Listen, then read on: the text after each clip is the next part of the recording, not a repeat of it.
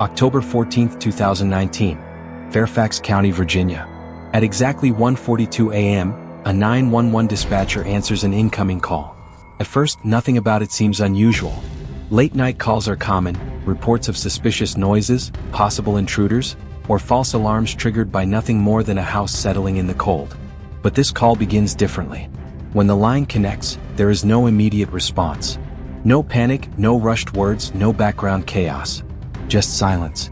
And then, slowly, the faint sound of breathing. It's controlled, deliberate, almost as if the caller is trying not to be heard. The dispatcher repeats the question, maintaining a calm and neutral tone. 911, what's your emergency? A few seconds pass before a voice finally responds. A young woman. Quiet. Careful. Measured. I think someone is in the house. It's the kind of sentence dispatchers hear often. But what stands out isn't what she says, it's how she says it. There's no shouting, no frantic urgency. Instead, there's restraint. A noticeable effort to stay quiet. As if raising her voice, even slightly, might make things worse. The caller is later identified as 19-year-old Emily Carter, a college student working part-time as a babysitter. By all available records, Emily had no history of emergency calls, no psychological conditions, and no prior incidents that would suggest panic-driven behavior or false reporting. She was considered reliable, composed, and responsible, exactly the kind of person families trust to leave alone with their children. That night, she had been hired by the Reynolds family, a quiet suburban household located on the edge of a wooded residential block. The kind of neighborhood where very little ever happens. No history of break-ins. No police activity. No reports of disturbances. Just rows of identical homes, evenly spaced, with dim streetlights and long stretches of silence after midnight. The Reynolds home itself was a standard two-story structure. The ground floor consisted of a living room, kitchen, and dining area, all connected by a narrow hallway that led toward the back of the house. The second floor contained 3 bedrooms and a small hallway, ending in a storage room that, according to Emily, was kept locked at all times. Emily arrived that evening shortly after 7 p.m. The parents left at approximately 7:15, giving her a basic rundown of the night's routine. Dinner was already prepared. Their 6-year-old son, Daniel Reynolds, was easy to manage. Bedtime was set for 9 p.m. Everything about the instructions was normal except for one detail. Shortly before leaving, one of the parents added something that, at the time, seemed unnecessary. They told her not to go upstairs after 11 p.m. No explanation was given. No reason attached. Just a quiet, almost casual instruction, delivered as if it were part of a routine she wasn't meant to question. Emily didn't think much of it. The evening progressed exactly as expected. Daniel ate his dinner without any issues. He didn't display any unusual behavior, didn't complain, didn't seem restless or afraid. By 9 p.m. he was in bed, asleep within minutes. After that, Emily settled into the living room downstairs. The television was on, casting a soft glow across the room. She spent most of the next hour on her phone, occasionally glancing at the hallway, listening for any signs that Daniel might have woken up. The house was quiet. Not unsettling. Not yet. Just quiet in the way most suburban homes are quiet late at night. But at 10:47 p.m. that silence broke. It started as a faint sound from upstairs. Subtle enough that it could have been dismissed if the house hadn't been so still. It wasn't the sound of footsteps. It didn't have the rhythm of someone walking. Instead, it was something slower, uneven, like something being dragged lightly across the floor. Emily paused, lowering the volume of the TV. She listened carefully. The sound came again. Brief, soft, then gone. Her first assumption was simple. Daniel must have woken up. Maybe he had gotten out of bed. Maybe he was moving something across the floor. It wasn't unusual for a child his age to wake up in the middle of the night. So she stood up and made her way upstairs. The second-floor hallway was dark. The only light came from a faint glow under Daniel's bedroom door. Emily walked slowly toward it, her footsteps quiet against the floor. When she opened the door, everything appeared normal. Daniel was asleep, completely still. The room showed no signs of disturbance. No toys out of place. No objects moved. Nothing to suggest he had been awake at all. Emily stepped inside, watching him for a few seconds, listening. There was no sound, no dragging, no movement, just silence. She left the room and stood in the hallway for a moment longer, trying to pinpoint where the sound might have come from. But without anything to follow, there was nothing to investigate.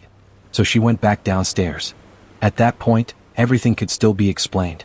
Houses make noise. Floors shift. Wood contracts. It happens. But something had changed. It wasn't visible.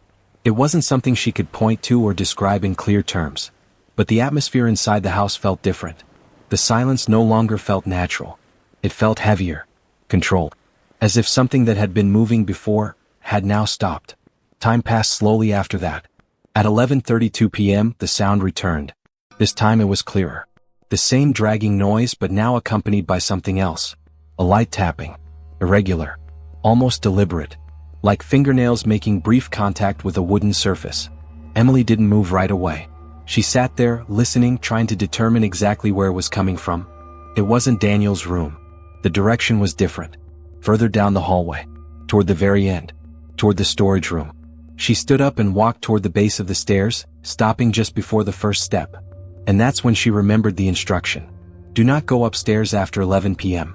Up until that moment, it had seemed like an arbitrary rule. Something easy to ignore if necessary. Now it felt different. Now it felt like a warning. Emily stayed where she was. She didn't go upstairs. Instead, she listened. The sound continued for a few seconds longer. Dragging. Tapping. Then suddenly, without any transition, it stopped. Completely. The house fell silent again. Minutes passed. Nothing moved. Nothing shifted. The kind of silence that makes it hard to tell whether something has ended or is simply waiting. And then at 12:06 a.m. something else happened. A new sound. Not from upstairs. From behind her. A slow creak. Like a door opening. Emily turned her head toward the hallway that led deeper into the ground floor. The lights were off. There was no movement she could see. But she knew one thing with absolute certainty. That sound had not come from above. Whatever had been upstairs was no longer upstairs. It was inside the house. On the same level as her. Moving. Slowly. Quietly. And getting closer. Emily reached for her phone without making any sudden movements. She didn't run. She didn't call out. She didn't try to confront anything. Instead, she dialed 911, keeping her voice as low as possible. Because in that moment, there was only one thing she was certain of. She made too much noise. Whatever was inside that house would hear her. The 911 call remains active as Emily lowers her voice even further, carefully controlling her breathing. The dispatcher, trained to detect subtle changes in tone, immediately recognizes that this is not a typical panic call. Emily isn't hysterical. She isn't confused. She sounds focused, but restrained, as if she's deliberately trying to avoid drawing attention to herself. The dispatcher begins with standard protocol, asking her to confirm her location, the address of the house, and whether she can see anyone inside. Emily responds in short, controlled sentences, providing the address without hesitation. Her voice remains steady, but there is a noticeable delay between each answer, as if she is listening more than she is speaking. When asked if she can see the intruder, Emily quietly says no. She hasn't seen anyone, only heard movement. First upstairs, now downstairs. The dispatcher shifts tone slightly, asking her to move to a safe location if possible. Somewhere she can lock herself in. Somewhere she can stay hidden until officers arrive. But Emily doesn't immediately respond to that instruction. Instead, there's a pause. A longer one this time. And then, in a much lower voice, she says something that changes the entire direction of the call. I think it knows I'm here. The dispatcher pauses for less than a second, then continues, maintaining calm authority. She asks Emily why she believes that. Emily doesn't answer right away. Instead, there is a faint sound on the line. Not from Emily, but from somewhere in the background. A soft, irregular tapping. The same sound she described earlier. Only now, it's closer. The dispatcher hears it too. She immediately instructs Emily to stay on the line and not to make any sudden movements. Police units are already being dispatched. Estimated arrival time, 4 to 6 minutes. In most emergency situations, that window is manageable. In this case, it feels like too long. Emily slowly shifts her position, moving away from the open living room area and toward the kitchen. Her footsteps are barely audible. She whispers into the phone, describing what she's doing in real time, not because she's been told to, but because she wants someone else to know where she is. The dispatcher asks if there are any doors or windows open. Emily says no. Everything was locked when the parents left. Nothing has been touched. Then another sound cuts through the line. This time it's clearer. A slow, deliberate creak, followed by what sounds like a single, light footstep. Not upstairs. Not outside. Inside the house, somewhere behind her, Emily stops moving. Her breathing becomes even quieter, almost completely suppressed. The dispatcher asks her to confirm what she heard, but Emily doesn't answer immediately. For a moment, it sounds like she's not even there. And then, barely audible, she whispers, "It's in the hallway." There is no panic in her voice, only certainty. The dispatcher immediately tells her to find a room she can lock herself in, preferably one with only a single entry point. Emily looks around, trying to decide. The nearest option is the kitchen pantry, a small, enclosed space with a door that locks from the inside. She moves toward it slowly, keeping one hand over the phone to muffle any accidental noise. As she steps inside, the sound of the door closing is almost completely silent. For the next few seconds, neither of them speaks. The dispatcher doesn't interrupt. Emily doesn't move. And then, through the phone line, something else becomes audible. A faint shift in the environment. Not a loud noise. Not a crash. Just a subtle change. Like pressure in the air moving. Followed by a very light scraping sound, directly outside the pantry door. Emily freezes. The dispatcher hears it. And this time, there's no ambiguity. There is something on the other side of that door. The dispatcher lowers her voice, almost matching Emily's whisper, and tells her not to respond to anything. Not to make any noise.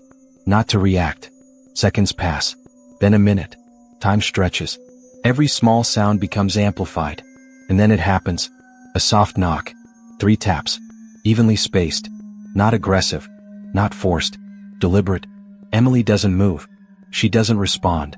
The dispatcher immediately asks if there is anyone else who could be in the house. A family member. A neighbor. Someone with access. Emily quietly says no. The parents are out. The child is upstairs. No one else should be there. Then, something else comes through the line. A sound that wasn't mentioned in the initial report. A voice. Oh, muffled. Indistinct. It doesn't say anything clearly. Just a faint, almost inaudible whisper from the other side of the door. The dispatcher asks Emily if she can understand what's being said. Emily responds after a few seconds. No, but it's right outside. At this point, responding officers are less than 2 minutes away. The dispatcher informs her of this, trying to keep her grounded, trying to give her something to hold on to. But then, without warning, the sound outside the pantry stops. Completely. No footsteps. No movement. Nothing. The silence returns. Emily waits. The dispatcher waits. And for a moment, it almost feels like whatever was there has left. But then Emily says something that investigators later replayed over and over again. It's not gone. The dispatcher asks her what she means. And Emily answers in a way that, at the time, didn't fully register. It moved away from the door, but I can still hear it. Pause. Not in the hallway. Another pause. Inside the house. Seconds later, police units arrive on scene. Their body cameras capture the exterior approach, flashlights sweeping across the front yard, radios communicating quietly. There are no signs of forced entry. No broken windows. No open doors. They enter through the front door. Weapons drawn. Standard sweep formation. They call out. No response. They move room to room, clearing the ground floor first. Living room clear. Kitchen clear. Hallway clear. They reach the pantry door. Locked from the inside. They announce themselves. Emily unlocks the door. She steps out, visibly shaken but physically unharmed. The officers immediately ask her where the intruder is. She points toward the hallway. But when they check, there is nothing there. No one. No signs of movement. No disturbance. No indication that anyone had been inside the house at all. At least, not on the ground floor. Once Emily is safely out of the pantry, officers move quickly to stabilize the situation. One officer stays with her in the kitchen, asking short, controlled questions, while the remaining 2 continue the sweep. Up until this point, everything they've seen suggests a false alarm. No forced entry. No visible disturbance. No immediate threat. But there's still one area that hasn't been cleared. The second floor. The officers make their way to the staircase, moving slowly, deliberately. Flashlights angled upward, scanning each step before placing weight on it. The house remains silent. No movement. No sound. As they reach the top of the stairs, the hallway comes into view. Long, narrow. Dimly lit by a single overhead fixture that casts uneven shadows across the floor. They pause for a moment, listening. Nothing. The first door they approach is Daniel's bedroom. One officer gently pushes it open while the other covers the hallway. Inside, Daniel is exactly where Emily said he would be, still asleep, undisturbed. No signs that he had woken up at any point during the night. His breathing is steady. The room is intact. The officers close the door quietly. That leaves one final area, the end of the hallway, the storage room. According to Emily's earlier statement, this door had remained closed the entire night, locked as far as she knew.